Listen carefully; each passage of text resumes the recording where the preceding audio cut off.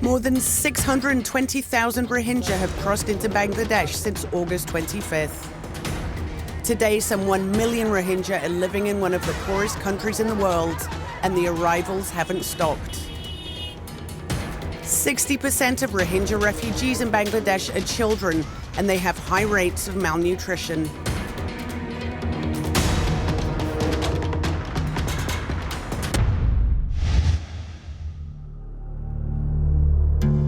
A strip of land just a few meters wide, and thousands of Rohingya waiting to access nearby refugee camps. There seems to be no end to the exodus of Myanmar's Muslim minority. This is the fourth wave of Rohingya refugees to arrive at the Anjuman Para border crossing since Myanmar's military started a crackdown on August 25th. The soldiers set fire to my father's house with my parents inside. They were burnt alive. The military took everything from them. They put restrictions on our movement. We couldn't move after 6 p.m. and we needed a permission to work. At first they took the cattle and then everything else. NGOs have sharpened their strategy to assist refugees in the case of mass entries from the Burmese side of the River Naf. A network of contacts alerts mobile teams who converge on the site. They arrive with doctors, food and water. Authorities can take days to give the green light for the newly arrived refugees to stay in the country. Some settlements have emerged spontaneously. The existing Kutupalong camp has been extended and now hosts close to 500,000 people. It's an overcrowded city of mud, bamboo and tarpaulin.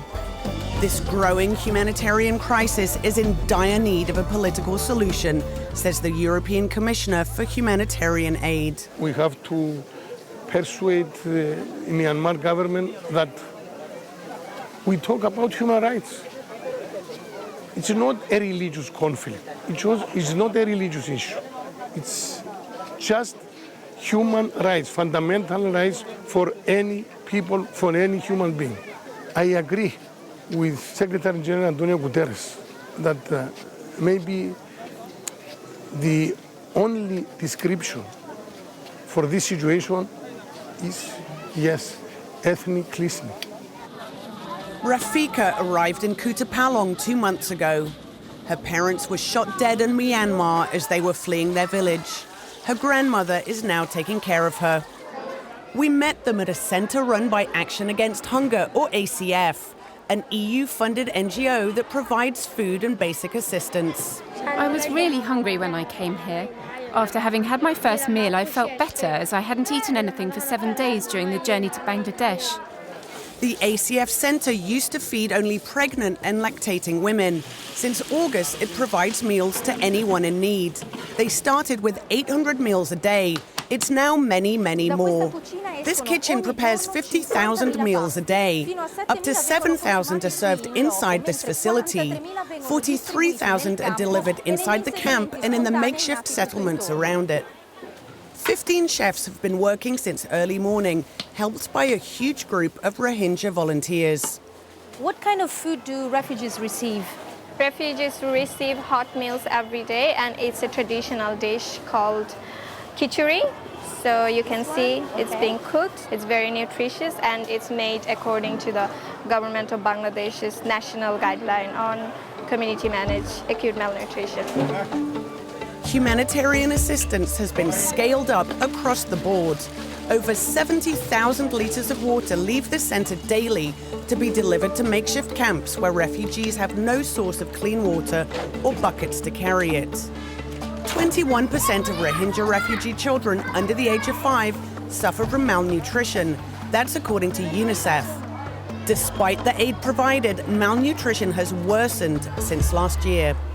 We screen more than 100 children every day, only through this center. Apart from this, we are also doing a massive screening of children under 5 in the communities, and we go out with our mobile teams. And what are the conditions of the children? Majority of the children that we are coming across are moderately or severely malnourished. They look traumatized. We can see there. Yes, This is a case. this is a case of severe malnutrition. Most of the refugee children arriving in Bangladesh are traumatized and they struggle to adapt to their new life. Here they find a space for playing and talking. Now, on an average, we have like 100 follow-up cases. At the moment, we are observing and we are giving them individual counseling as well as group discussion sessions so that they can have a good understanding and good coping mechanism on them. Northern Rakhine State, the Rohingyas' traditional home in Myanmar, is almost entirely off limits, even to NGOs. Christos Stylianides was the first EU commissioner to enter Rakhine when he visited last May. Definitely painful experience to assess the situation on the ground and to see that something wrong was going on. I realized that the situation was completely fragmented, that there is no any communication among communities. And this is the major obstacle to see reconciliation process on the ground. The UN says it has evidence that Myanmar's military is guilty of incitement to religious intolerance, including summary executions, enforced disappearances, arbitrary detentions and torture. The stories told by thousands of Rohingya seem to confirm these findings. In the past 2 or 3 years, torture became more violent. It was like we were in prison. We couldn't move, women were tortured and raped, children were killed. I saw this with my eyes. We didn't have any freedom, that's why I came here to Bangladesh. I came to Bangladesh to find peace. To stop the flow of Rohingya into one of the poorest countries in the world, Bangladesh and Myanmar have agreed to cooperate on the repatriation of refugees, a policy cautiously supported by the EU. There are a lot of obstacles to see real return and real repatriation of the Rohingyas, frankly speaking. But as European Union, we focus on this process because it's the only way to see a real peaceful situation in Rakhine State. The UN also supports repatriation in the long run, but for now it fears that if Rohingya like Rafika return to Myanmar, they could be detained instead of being allowed to go home.